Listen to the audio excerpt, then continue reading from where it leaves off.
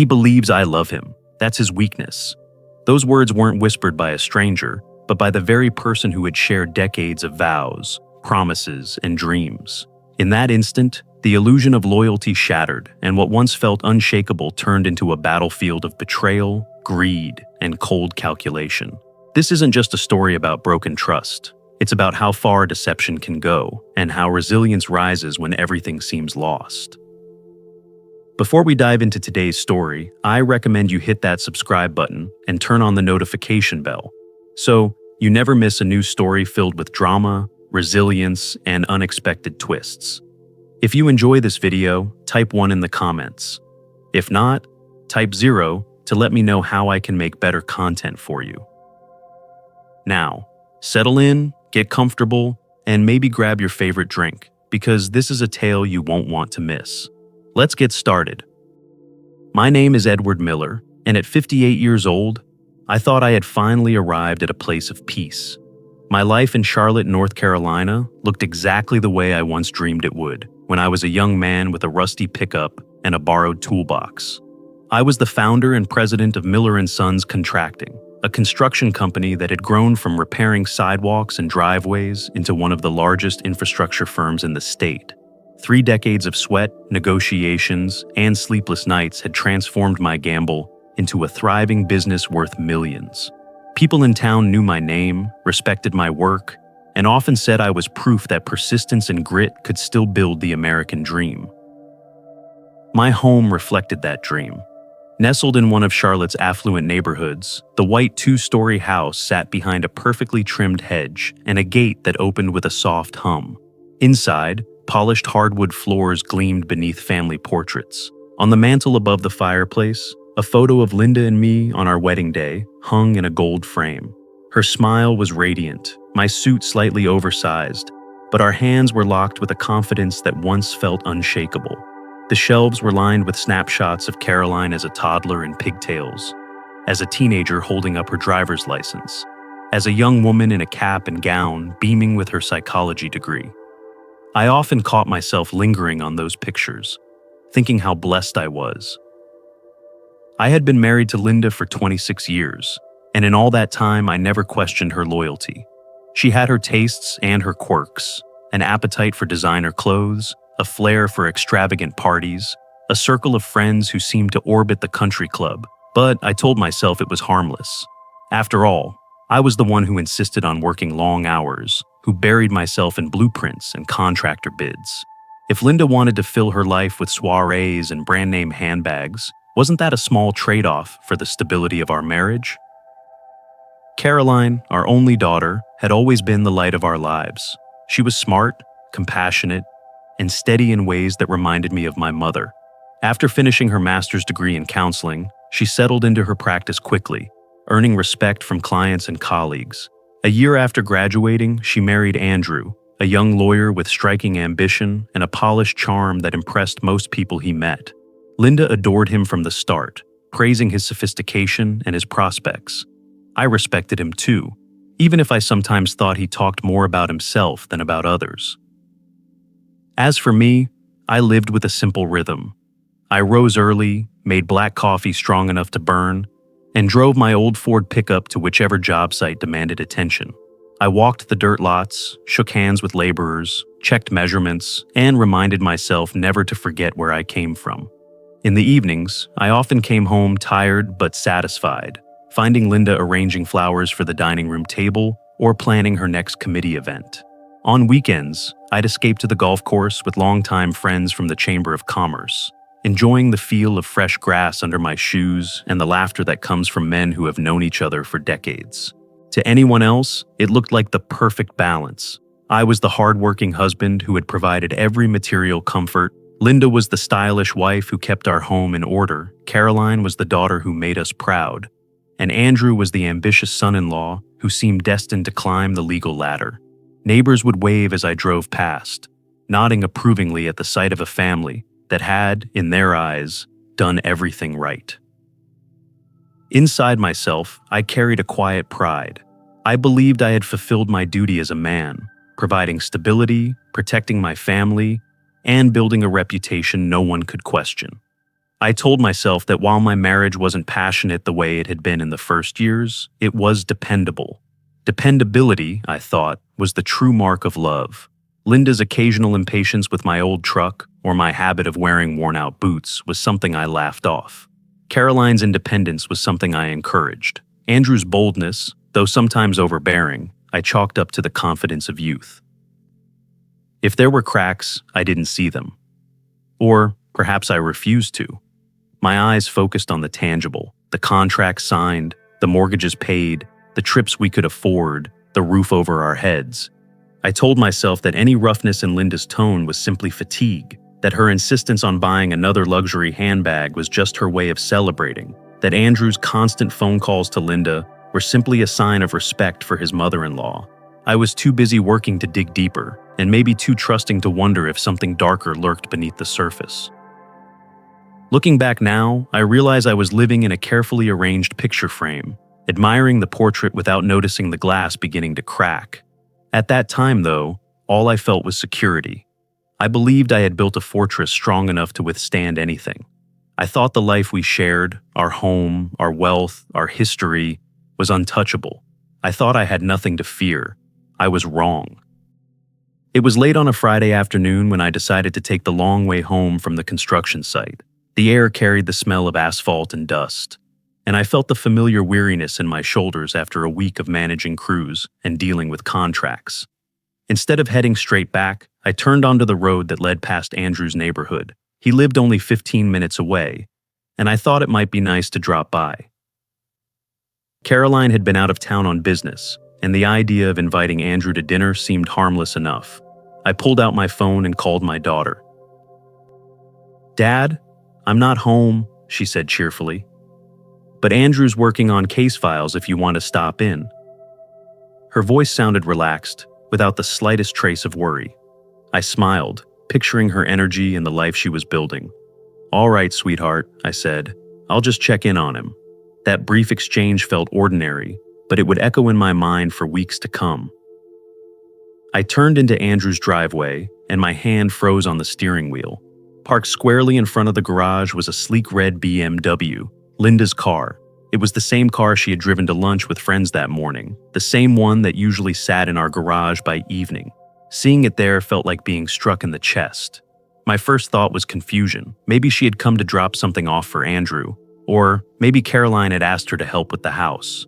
But the longer I stared at that car, the colder the pit in my stomach grew. I killed the engine and sat there in silence, the tick of cooling metal sounding louder than usual. My mind raced, clashing between trust and suspicion.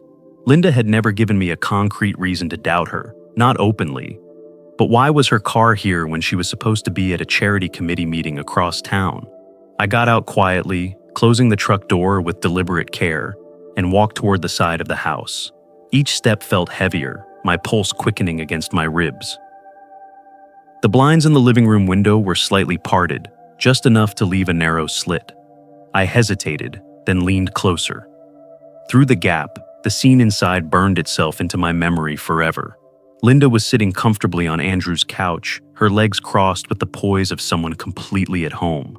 Andrew leaned against the bookcase, papers spread on the table in front of them. Their posture was casual, but their words were anything but. "All we need is Edward's signature," Linda said, her voice sharp but steady. "Once he signs, everything we've planned is ours." Andrew's reply came with the calm precision of a lawyer delivering closing arguments. "North Carolina law is clear. You'll be entitled to half of everything acquired during the marriage. Add spousal support, and you'll be secure for life." The words hit me like shards of glass. For a moment, I thought I might be hearing wrong, that maybe they were discussing another case or a hypothetical scenario. But then Linda laughed, that same laugh I had once adored at dinner parties. "Miller and Sons alone is worth millions. Add the beach house and the rentals, and it's nearly 20 million altogether." My throat tightened. 26 years of marriage, every sacrifice I had made, every long day and longer night spent building a business from nothing, reduced to numbers and their whispered conspiracy. I wanted to storm inside, demand an explanation, but my feet refused to move. I pressed myself against the brick wall, my breath uneven, my heart pounding so loud I was sure they would hear it. I reached into my pocket and pulled out my phone. My hands trembled as I scrolled to the voice recorder and tapped the red button. A small blinking light confirmed it was capturing every word. The decision was instinctive, born of desperation. If I walked away without proof, I'd be the crazy husband with suspicions. With proof, I had a fighting chance. Inside, Andrew's voice lowered to a conspiratorial tone. He won't suspect. Edward's trusting to a fault. He hands over documents without reading them. We'll have what we need before he realizes. Linda replied smoothly, "He believes I love him. That's his weakness." My stomach turned. In that moment, it wasn't just betrayal, it was humiliation, the cruel certainty that I had been living in a carefully staged play. Every anniversary, every "I love you," every smile across the dinner table now felt rehearsed. My chest ached, but I stayed frozen, forcing myself to keep listening because ignorance had already cost me enough. A sound outside snapped me back to reality. A neighbor's dog barking, the scrape of claws on pavement. I realized I had been crouching there for several minutes, phone in hand, recording the unraveling of my life. If they looked out the window now, everything would collapse. Slowly, carefully, I backed away and made my way to the truck. When I slid into the driver's seat, my hands clutched the phone like a lifeline. The screen displayed a growing file, minutes of damning evidence that would change everything. My reflection in the rearview mirror startled me, pale, shaken, eyes hollow. For years, I thought I was a man in control, a man who had built a fortress of stability. But that night, as I drove away with a recording in my pocket, I realized the fortress had already been breached from within. I drove home that night in silence, the recording still running in my pocket. The hum of the engine was the only sound in the truck, but my mind roared with every sentence I had just overheard. Linda's laughter, Andrew's cold precision, the way they spoke about me as though I were a fool too blind to notice. Those words replayed like poison. By the time I pulled into the driveway, my hands were trembling so badly I had to grip the steering wheel until my knuckles turned white. Inside the house, everything looked the same. The lights glowed softly in the foyer, the faint smell of Linda's perfume lingered in the hallway, and the framed photos smiled down from the walls. But the air felt different. It no longer felt like home. It felt like a carefully staged set, a place where every smile, every kiss, every word of love had been a script in someone else's play. I sat down heavily at my desk in the home office, pulled out my phone, and pressed play. The voices filled the room. Linda. "He believes I love him. That's his weakness. Andrew, once he signs, everything we've planned is ours." I paused the recording, my stomach turning. For 26 years, I had built my life on the foundation of trust. Now that foundation was rubble. I pressed play again, forcing myself to listen, forcing myself to absorb every word. Each second confirmed the truth. I had been nothing more than a mark in their scheme, the provider whose usefulness had expired. The pain burned, but anger began to rise through it. I thought of the years I spent on news sites long after dark, welding beams in the summer heat, pouring concrete in the winter frost. I thought of the vacations I worked through, the birthdays I missed, all because I believed providing meant proving my love. I remembered Linda's smile when I surprised her with jewelry, her delight at the beach house in Florida, the way she bragged to friends about the company's success. Every one of those moments now felt tainted. I leaned back in the chair, closed my eyes, and tried to find where it all began to shift. There had been signs, hadn't there? Times she had insisted on new cars when the old ones worked fine. Times she spent long afternoons at the country club, telling me she was with the charity committee. Times she questioned me about contracts and assets with an intensity that didn't feel like casual curiosity. I remembered brushing it all off, telling myself she simply cared about our security. In truth, she had been gathering information, piece by piece, preparing to dismantle me from the inside. Restless, I opened the filing cabinet. Stacks of documents greeted me, bank statements, property deeds, quarterly reports.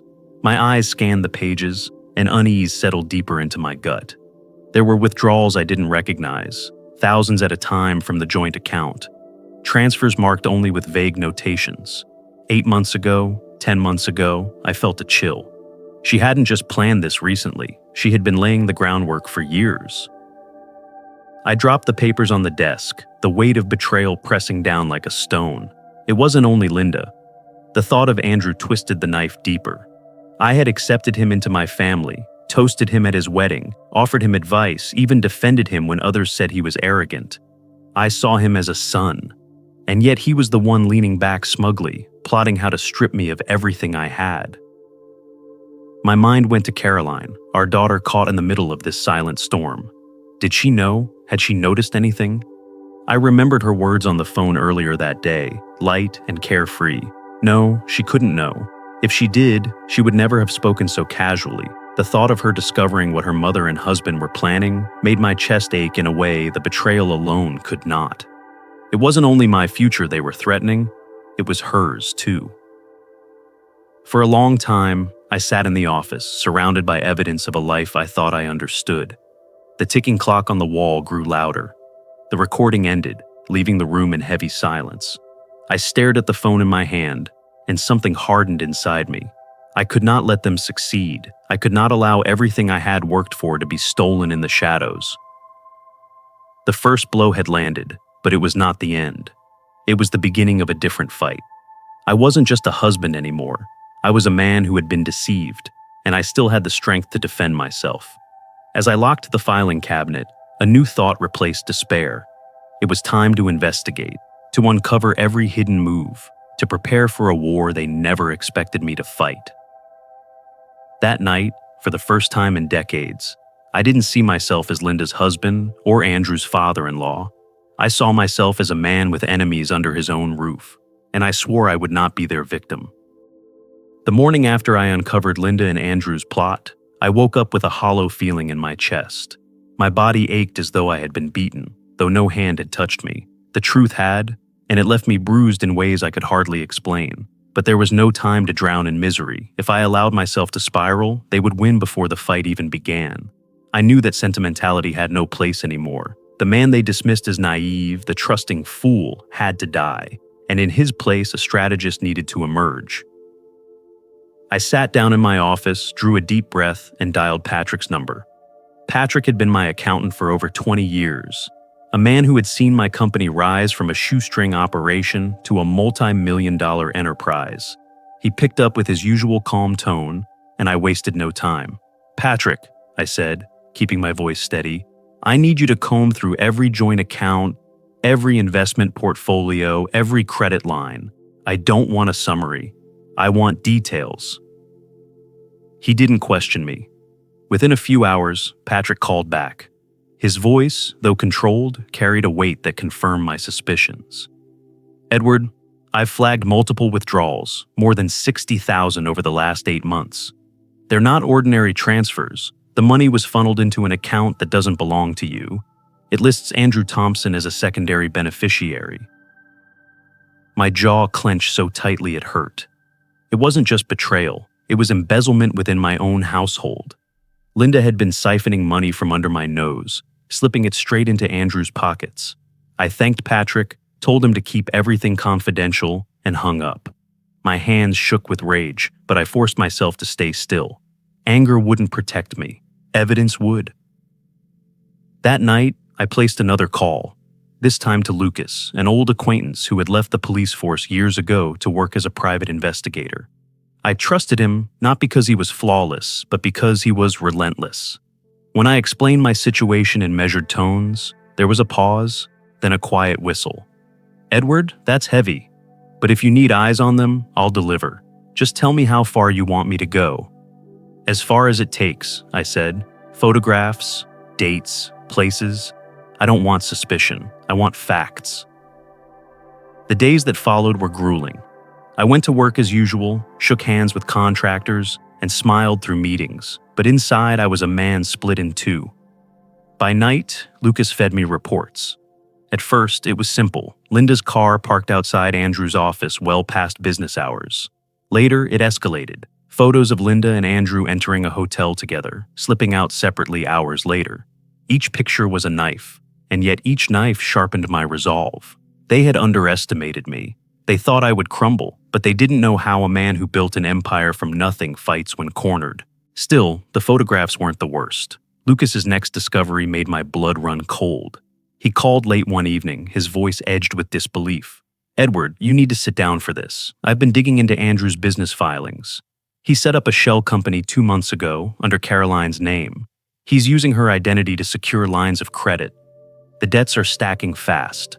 If it collapses, and it will, the liability falls on her." For a moment, I couldn't breathe. Betrayal of me was one thing, but dragging Caroline into financial ruin was unforgivable. She was innocent, the daughter I had sacrificed everything to protect. Now she was a pawn in a game she didn't even know was being played. My anger, once just a flame, became a wildfire. I paced the office, fists clenched, replaying every moment I had treated Andrew like a son. I had toasted his wedding, defended him when people said he was arrogant, and welcomed him into my home. And this was his gratitude. Schemes layered so deeply, they ensnared my daughter as collateral damage. I swore then that no matter what it cost me, Caroline would be shielded. I gathered the documents Lucas provided, photos of Linda and Andrew together, copies of shell company filings, banking records Patrick had flagged. Piece by piece, I was assembling a file that would one day topple them. Every late-night session left me exhausted, but also clearer. This wasn't just about saving my fortune anymore. It was about protecting the only person who still mattered. I realized with grim clarity that I could no longer view myself as a betrayed husband. That version of me was finished. Now, I was a strategist preparing for war. They had dealt the first blows, but I would answer with precision. They thought they were playing chess against a man who barely knew the rules. They were wrong. I had been playing a harder game my whole life, negotiating contracts, outmaneuvering rivals, surviving recessions, and I was about to bring that same ruthlessness home. As I locked the file cabinet that night, my heart was heavy, but my will was set like steel. Linda and Andrew believed I was blind. Soon they would learn that I had eyes everywhere. The weeks that followed felt like watching storm clouds gather on the horizon. Each day carried a strange tension, as if the air itself knew something was about to break. Linda moved through the house with a studied calm, but I could sense the calculation in every glance, every word. She believed she was in control. She didn't know that every move was already documented, every whispered plan already in my possession. Andrew, for his part, had grown bolder. Through Lucas's reports, I learned that he spent long nights in his office drafting petitions, shaping arguments, and practicing the role of savior for his client, my wife. The plan was chilling in its clarity: file an emergency divorce petition, accuse me of financial control and emotional abuse, and paint Linda as a woman trapped in a gilded cage. His legal strategy leaned on one cruel irony: the very stability I had built for Linda would now be twisted into evidence of manipulation. But the worst part was their next move. Linda began weaving the narrative for Caroline. One evening she invited our daughter to lunch, and though I wasn't there, I later heard enough to piece it together. Linda's voice softened, with false vulnerability, as she told Caroline that I had changed, that I had grown harsh and cold, that I controlled every dollar and monitored her every step. She hinted that I was hiding money, that I was preparing to leave her destitute. Caroline came to me afterward, confusion written all over her face. "Dad," she said carefully, "Mom says you've been different, that you're keeping money from her. Is any of that true?" The question stung deeper than she realized. I could see the doubt in her eyes, the battle between love for her parents and the instincts of her training as a psychologist. My first instinct was to deny everything, but I stopped myself. Lies had no place anymore. If I wanted Caroline's trust, I had to give her the truth, even if it shattered her. I motioned for her to sit in my office, the room where I had spent countless nights building strategies, first for business and now for survival. With a steady hand, I unlocked the drawer and pulled out my phone. "Sweetheart," I said, my voice low, "I need you to hear something. It won't be easy, but you need to know the truth." Her brow furrowed, but she nodded. I pressed play. Linda's voice filled the room. "Once Edward signs, everything we've planned is ours." Andrew's reply followed, cold and deliberate. "North Carolina law guarantees half of his assets, plus lifetime support. He won't see it coming."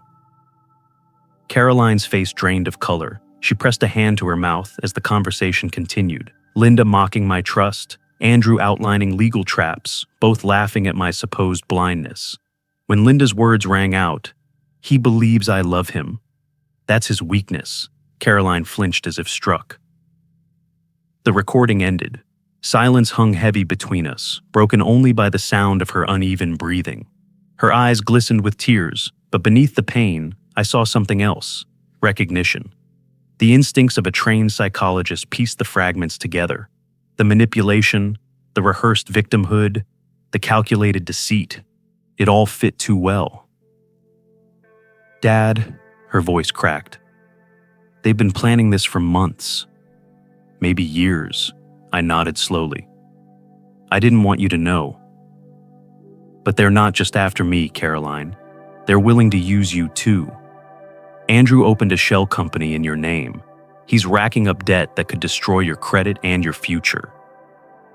Her hands trembled as she reached for the documents I slid across the desk. Filings Lucas had uncovered, proof of loans tied to her identity. The betrayal cut deeper now. Not only had her husband betrayed her, but he had used her name as collateral in his scheme.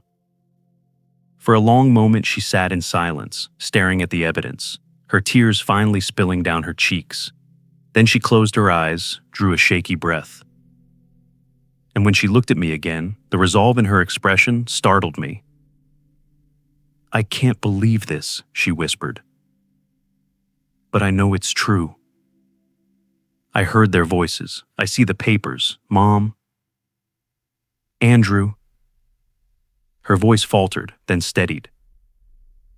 "They've destroyed this family. But I won't let them destroy you." Her words struck like a lifeline thrown to a drowning man. For weeks I had carried the weight of betrayal alone. Now I wasn't alone anymore. Caroline had chosen the truth over the lies. The bond between us had been tested in fire, and it had endured. The eruption had come. The family facade we had maintained for decades was gone, burned to ash. Linda and Andrew had shown their true faces, and Caroline had seen them for what they were. The war was no longer silent. It was out in the open, and battle lines had been drawn. As Caroline left my office that night, her shoulders squared with determination, I felt both sorrow and strength. Sorrow for the family I thought I had, strength for the fight ahead. They wanted a war. They would get one.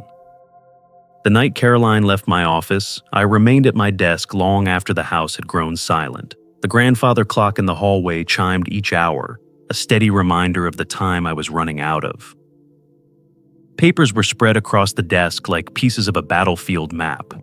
The bank statements Patrick had flagged, the photographs Lucas had delivered, the incorporation documents Andrew had filed under Caroline's name, and of course, the recording on my phone. Each piece was a weapon, but weapons are meaningless without the will to use them. I sat there staring at it all, feeling the tug of war in my chest. 26 years of marriage sat on one side, whispering about vows, shared holidays, and the warmth that once existed between Linda and me. The other side shouted with the voices from that recording, her mocking laughter, Andrew's cold calculations, their certainty that I was too blind to notice. My heart ached with memories, but my stomach turned with betrayal. I could not live in both worlds anymore. The truth was simple. If I stayed silent, I would lose everything. They would strip me down to nothing, financially, legally, and even in the eyes of my own daughter. But if I fought, I knew the battle would be brutal. Divorce courts are not kind arenas. Every flaw, every mistake, every late-night decision could be twisted into evidence. And once Andrew realized I was prepared, he would unleash every dirty tactic he had. I poured myself a drink, something I rarely did, and stood at the office window. The neighborhood was quiet, just porch lights glowing in the distance. Somewhere in that stillness, I found a strange clarity. This wasn't just about me. It was about Caroline. Andrew had already tied her name to fraudulent debts. If I let things continue, her career, her reputation, her future, all of it could be destroyed. Protecting myself was one thing. Protecting her was non-negotiable. At nearly midnight, I picked up the phone and dialed Mr. Harris, the lawyer who had represented me in countless business deals. His voice was rough with sleep when he answered, but he listened patiently as I laid everything out. "Edward," he said after a long pause, "if you bring this forward, you need to understand what happens. This won't be a quiet negotiation. It will be a war. Linda's attorneys will paint you as controlling, manipulative, even abusive. Andrew will use every trick in the book to discredit you. They'll dig into your finances, your personal life, every detail you've ever tried to keep private." I swallowed hard. "And if I don't? Then they'll bleed you dry." Slowly, methodically. "They'll take your business, your home, your reputation. By the time you realize it's too late, you won't recognize your own life." His words were brutal, but they cut through the fog. There was no safe middle ground. Either I surrendered and watched decades of work vanish, or I stood and fought with everything I had. After we hung up, I sat in the dim light of my office, staring at the reflection of myself in the window. For the first time in years, I really looked.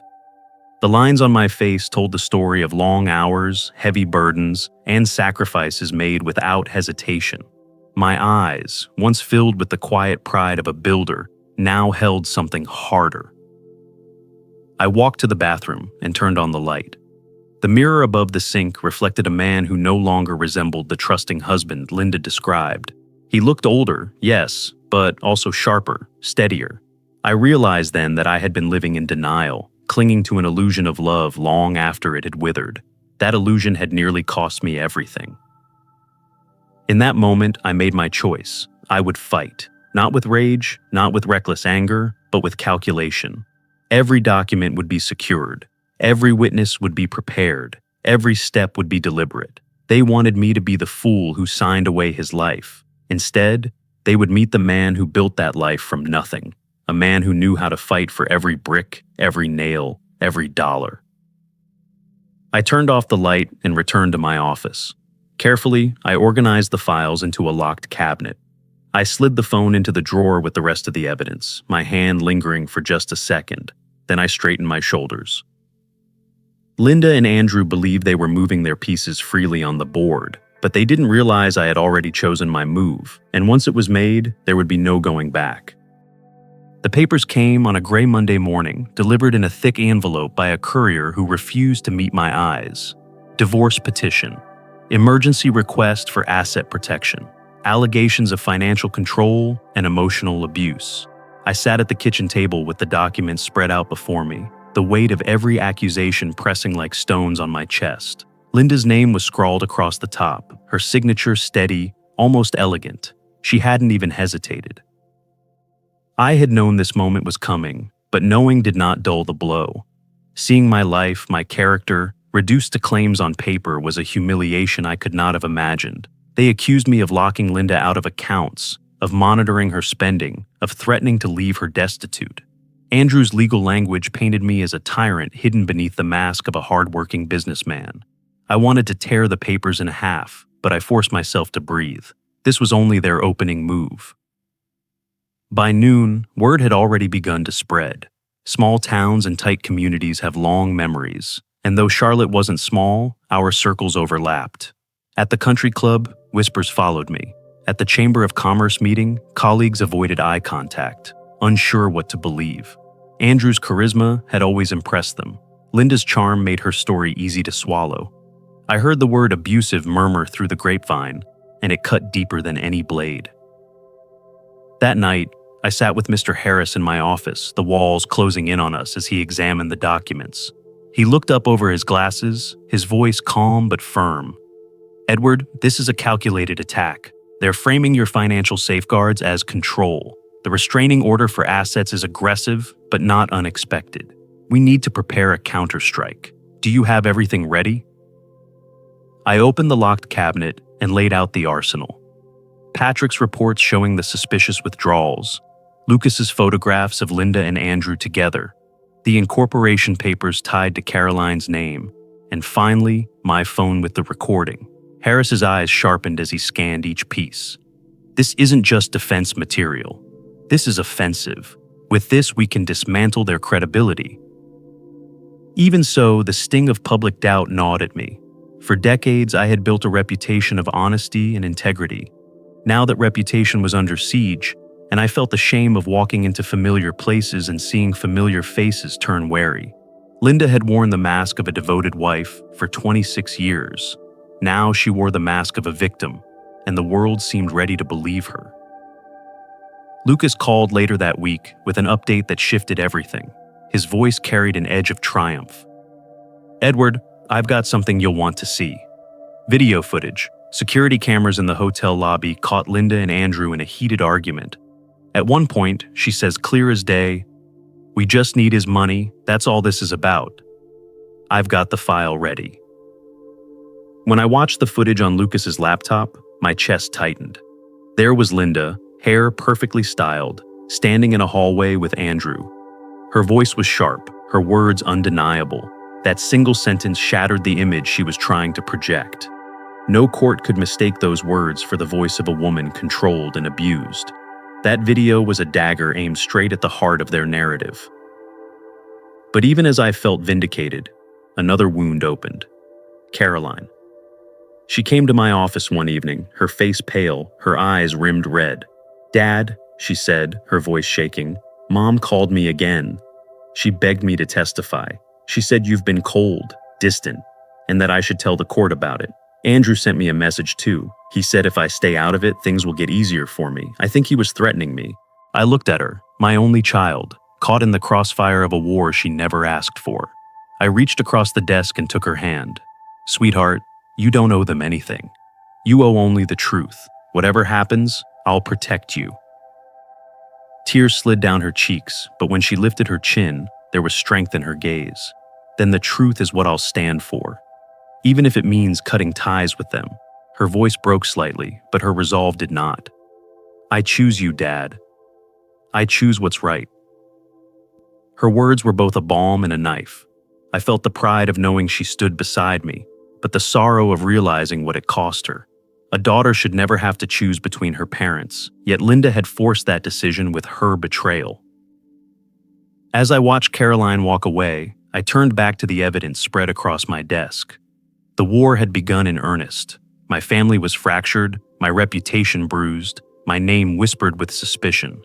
But I also had proof strong enough to cut through the lies. I stood, staring out the office window at the quiet night beyond. They thought they could isolate me, strip me, and leave me broken. They were wrong. I wasn't broken, I was sharpening. And the first clash of this war had only made me more certain. I would not let them take what I had built with my own hands. The storm inside my house had reached its peak, but I knew I couldn't keep living on the defensive. Linda and Andrew had already fired their first shots, and though my evidence was strong, survival alone wouldn't be enough. If I wanted to protect Caroline, my business, and the life I had built, I needed to seize control of the battlefield. That meant moving from reaction to strategy. Mr. Harris sat across from me in my office one evening, his briefcase spilling over with documents. Patrick joined us by speakerphone, his voice steady as he walked through the banking records. "Edward," he said, "the pattern is undeniable.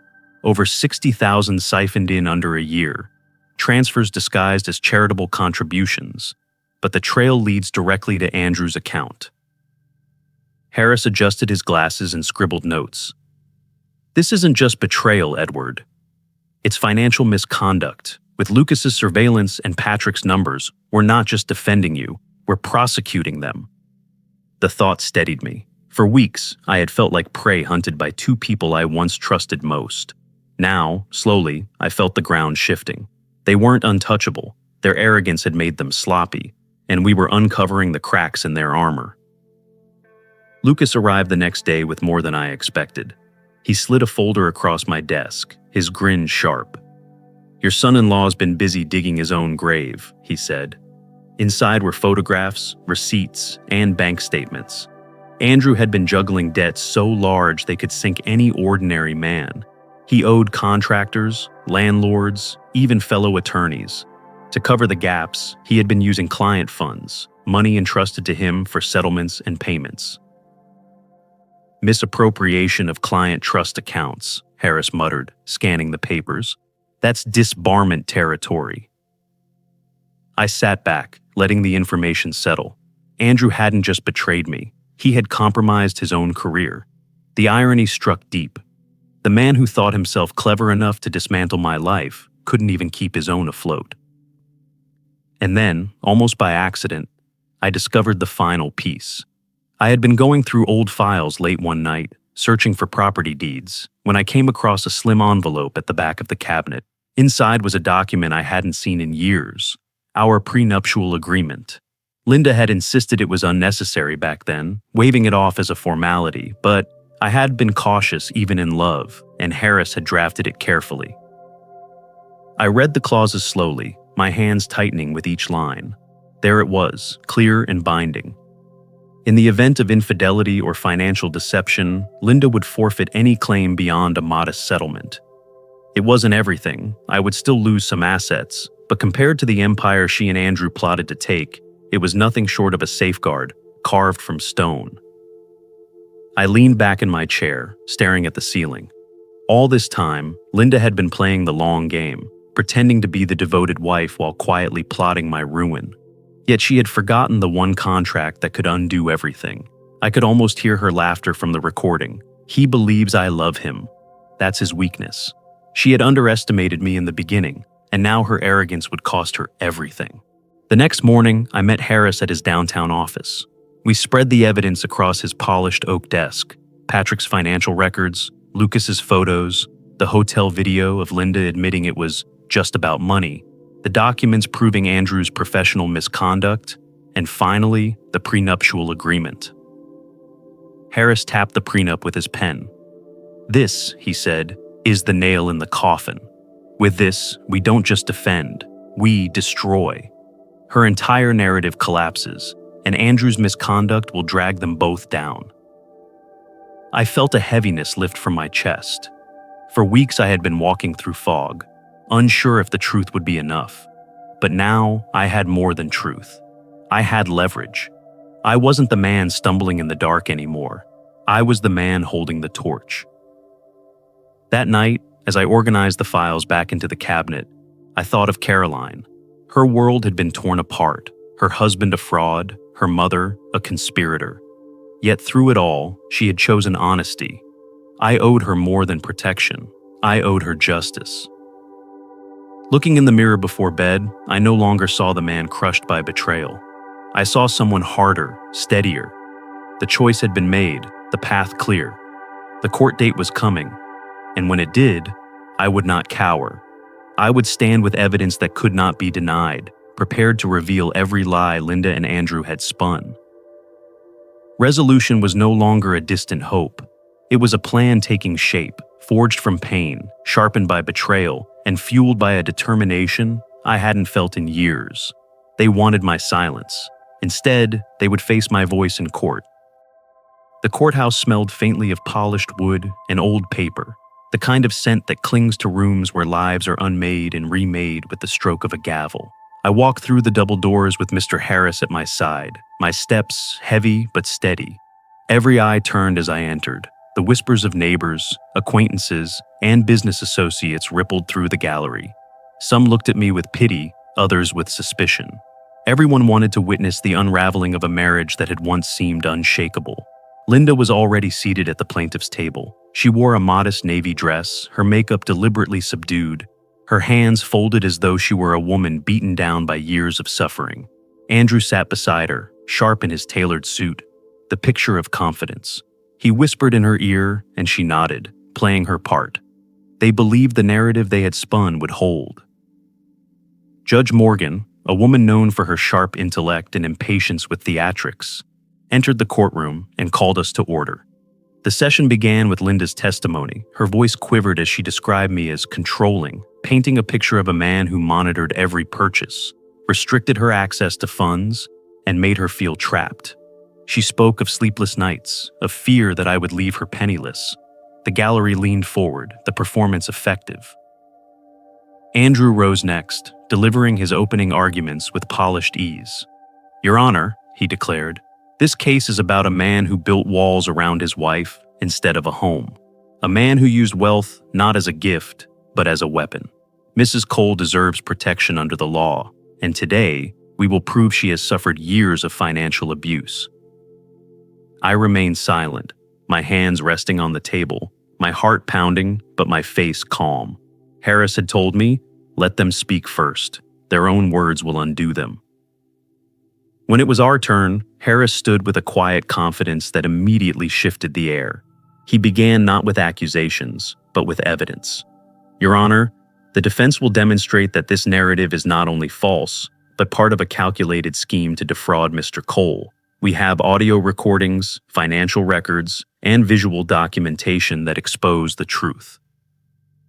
The first piece of evidence was the recording. My phone was connected to the court's audio system, and suddenly, Linda's laughter filled the room. "He believes I love him.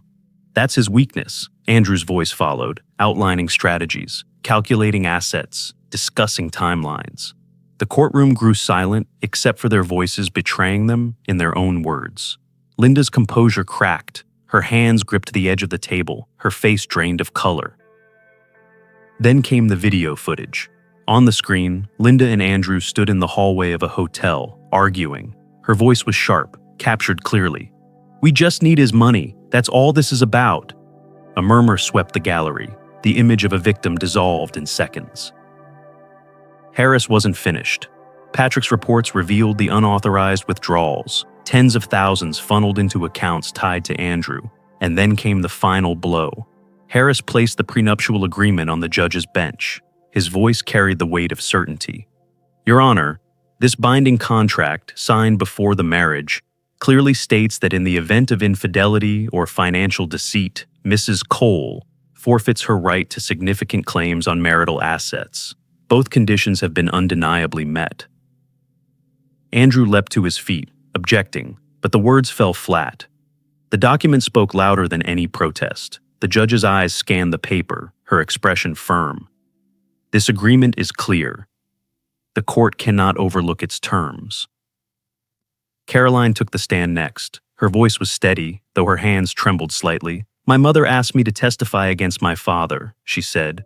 "She wanted me to use my credentials as a psychologist to support claims of abuse. But I cannot.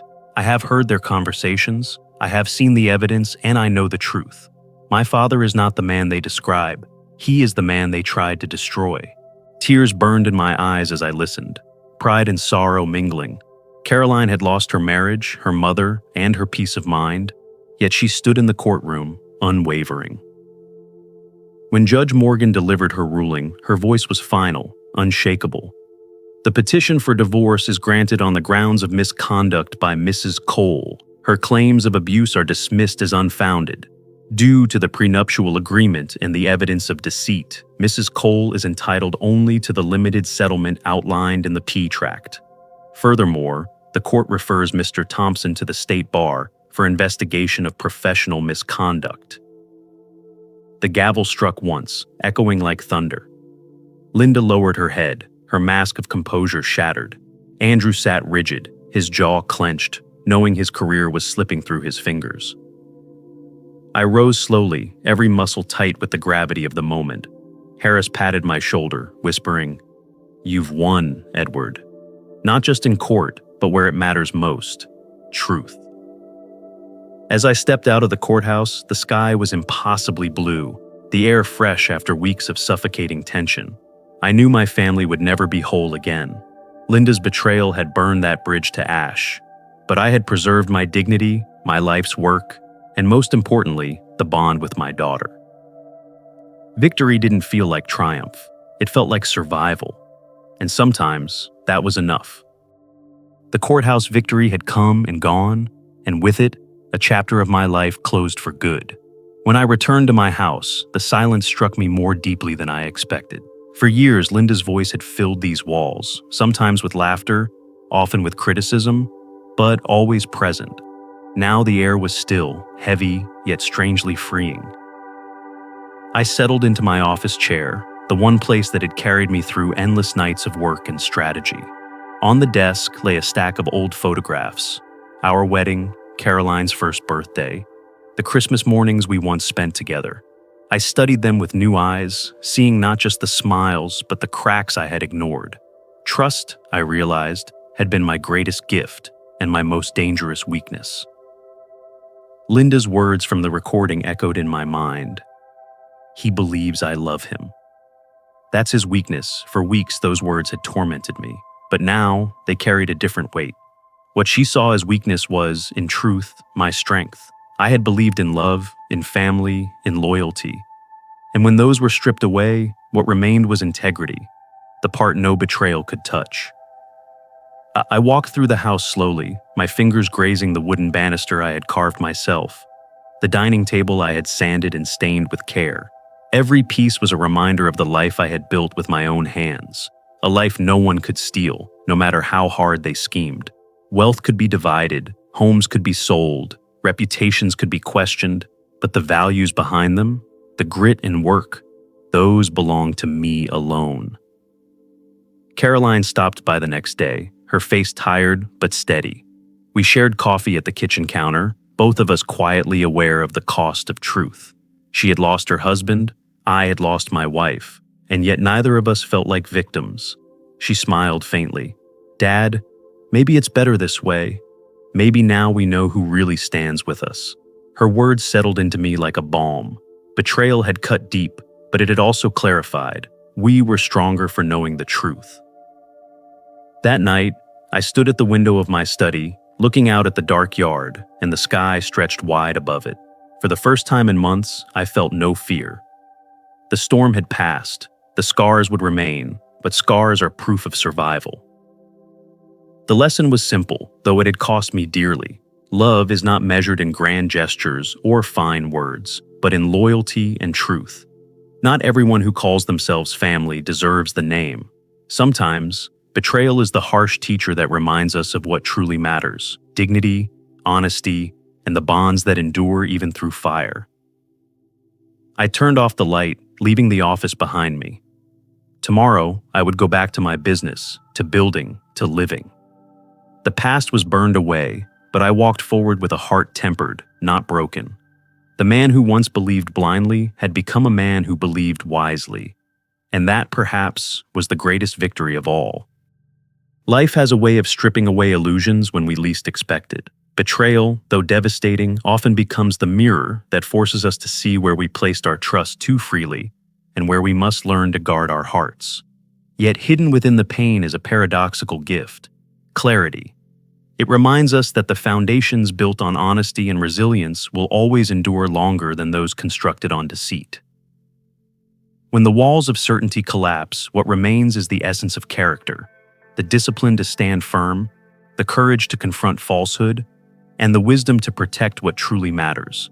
Wealth can be stolen, reputations can be challenged, but integrity has a way of surviving every trial. The scars left behind are not signs of weakness, but proof of strength. They are reminders that even when love falters, dignity does not have to. In every betrayal lies a lesson. Not all who claim to stand with us deserve a place in our lives, and not every bond is sacred simply because it carries the title of family. What matters most is loyalty freely given, truth courageously spoken, and respect consistently shown. These are the threads that weave the fabric of trust. In the end, peace comes not from erasing the past, but from rising above it. To walk forward with clarity, to rebuild with integrity, and to embrace resilience. This is how one turns pain into wisdom and loss into renewal. These turning points remind us that setting boundaries and valuing ourselves is not just an act of courage, it's the foundation of living with dignity. Now, I'd love to hear from you. What's one lesson from this story that you feel connected to, and how will you apply it in your own life? Let's grow together by sharing our thoughts. If this story resonated with you, drop a 1 in the comments. If not, feel free to leave a 0. Your feedback helps us improve. And don't forget to like, share, and subscribe for more stories that touch the heart and spark reflection. Thank you for watching, and here's to living life with strength, honesty, and authenticity.